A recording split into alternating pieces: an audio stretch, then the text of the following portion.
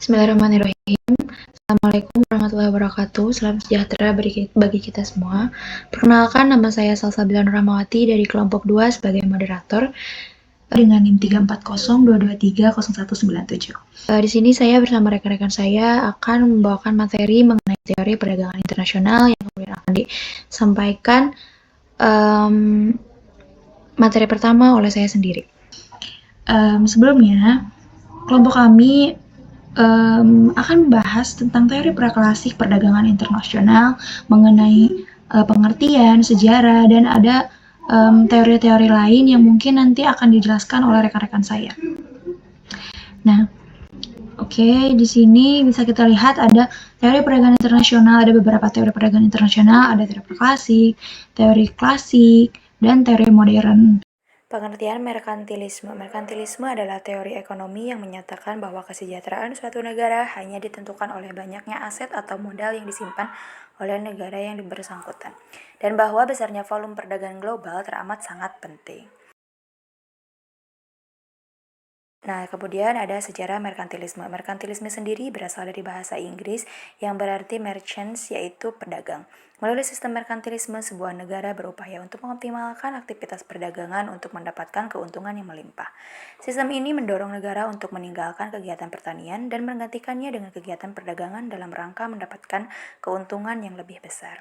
Sistem merkantilisme merupakan salah satu sistem ekonomi utama yang berlaku pada abad 16 sampai 18. Sistem merkantilisme adalah salah satu faktor pendorong bagi berbagai aktivitas eksplorasi dan kolonisasi yang dilakukan negara-negara Eropa pada periode modern awal. Kemudian di sini ada faktor-faktor pemicu merkantilisme. Yang pertama, adanya keberadaan negara-negara merdeka di Eropa seperti Perancis, Jerman, Inggris, Belanda, dan Italia. Yang kedua, negara-negara tersebut ingin mempertahankan kesejahteraan, kebebasan, dan kedaulatan rakyatnya. Yang ketiga, negara-negara tersebut memerlukan kondisi ekonomi yang kuat agar bisa bertahan. Yang keempat, ditetapkannya logam mulia sebagai standar ukuran kekayaan suatu negara. Yang kelima, adanya jaringan perdagangan, pelayanan, dan eksplorasi ke wilayah-wilayah baru. Nah, setelah kita mengenal pengertian serta sejarah merkantilisme, ada baiknya kita melanjutkan materi kepada materi selanjutnya yang akan disampaikan oleh rekan saya. Perkenalkan, nama saya Intan Azianha dengan NPM 34022303334.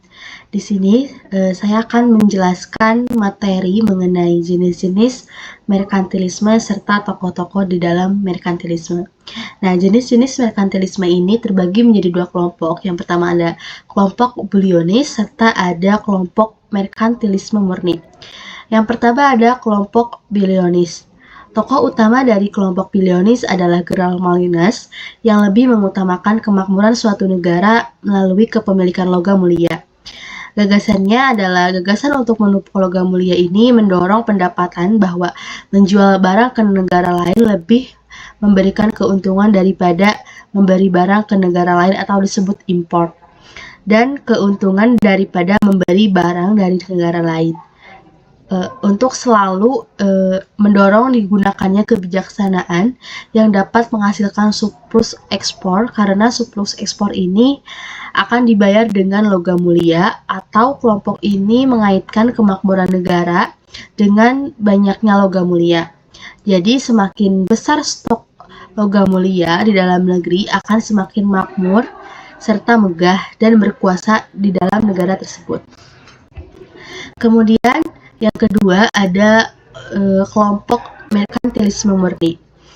Nah, salah satu pendukung merkantilisme murni adalah Thomas More yang menganut sistem uang dan modal.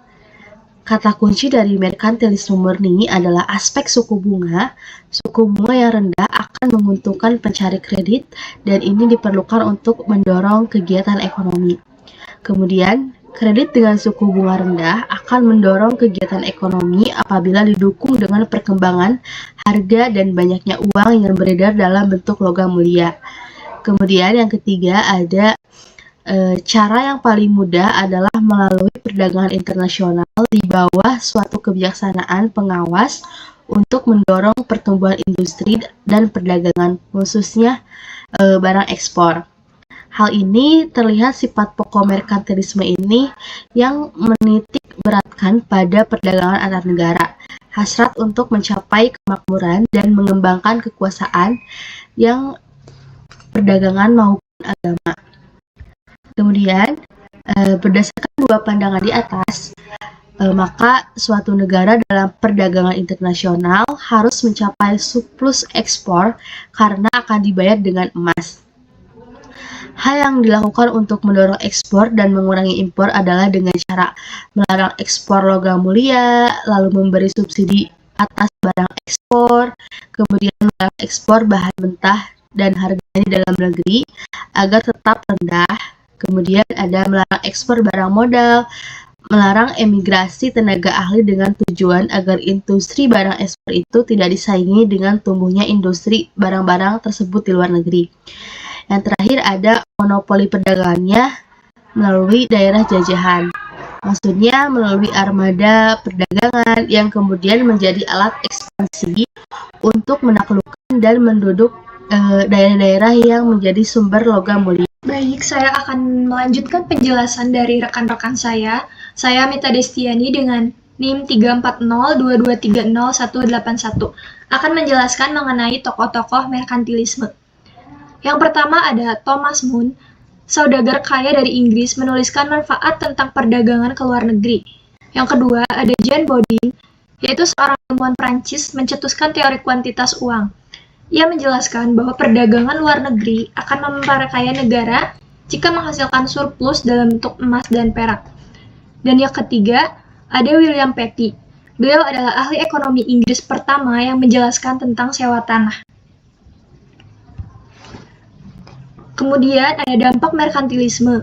Yang pertama adalah memantik revolusi Amerika tahun 1765 sampai 1783. Pada masa itu, kerajaan Inggris membentuk koloni di wilayah Amerika. Ternyata kolonialisasi yang dilakukan oleh kerajaan Inggris memantik terjadinya revolusi karena monopoli dagang dan penarikan pajak yang menyengsarakan rakyat. Yang kedua, berkembangnya kolonialisme dan imperialisme. Kolonialisme yang dilakukan oleh negara-negara di Eropa untuk mengumpulkan kekayaan berdampak pada munculnya kolonialisme dan imperialisme. Dalam hal ini, bangsa Barat berlomba-lomba mencari daerah jajahan baru, termasuk Indonesia. Kemudian yang ketiga, aktifnya perdagangan internasional. Prinsip utama dalam merkantilisme yaitu berdagang, maka aktivitas perdagangannya, khususnya perdagangan internasional pun meningkat drastis. Bahkan, perdagangan internasional ini terjadi hingga ke hampir seluruh wilayah dunia, termasuk Asia dan Afrika. Baik, kemudian yang keempat, penjelajahan samudra meningkat pesat. Selain untuk mencari wilayah koloni, penjelajahan samudra dilakukan untuk mencari sumber bahan baku yang bernilai. Selanjutnya, bahan baku tersebut akan diolah dan dijadikan komoditas ekspor oleh negara induk. Yang kelima, munculnya bank dan perusahaan asuransi. Setelah merkantilisme diterapkan di Eropa, secara perlahan-lahan mulai muncul orang-orang kaya untuk melindungi keamanan harta benda yang mereka miliki. Bank dan perusahaan asuransi pun didirikan. Salah satunya adalah pendirian Banca Monte dei Paschi yang merupakan bank pertama di dunia yang didirikan di Italia. Kemudian yang keenam, berdirinya Kongsi Dagang Eropa. Terciptanya negara koloni dan berlangsungnya perdagangan internasional kemudian mendorong berdirinya Kongsi Dagang Eropa. Misalnya, seperti Kongsi Dagang asal Inggris, yaitu EIC, dan Kongsi Dagang asal Belanda, yaitu VOC. Kemudian yang terakhir, dampak merkantilisme bagi bangsa Indonesia. Merkantilisme di negara Eropa ini menimbulkan dampak bagi bangsa Indonesia. Yang pertama adalah datangnya Belanda ke Indonesia dan membentuk VOC. Yang kedua, Raffles memberlakukan sistem sewa tanah. Yang ketiga, adanya stratifikasi sosial yang ditetapkan pemerintah Belanda, yaitu golongan 1, orang Belanda dan orang asing kulit putih, golongan 2, orang timur asing, dan golongan 3, orang pribumi. Teman-teman, setelah menyimak pembahasan dari kelompok kami tentang teori praklasik atau merkantilisme, saya harap teman-teman semua bisa lebih mengenal dan mengetahui tentang teori praklasik. Oke, terima kasih untuk teman-teman semua yang telah menyimak pembahasan dari kelompok kami. Kurang lebihnya kami mohon maaf, semoga bermanfaat. Assalamualaikum warahmatullahi wabarakatuh.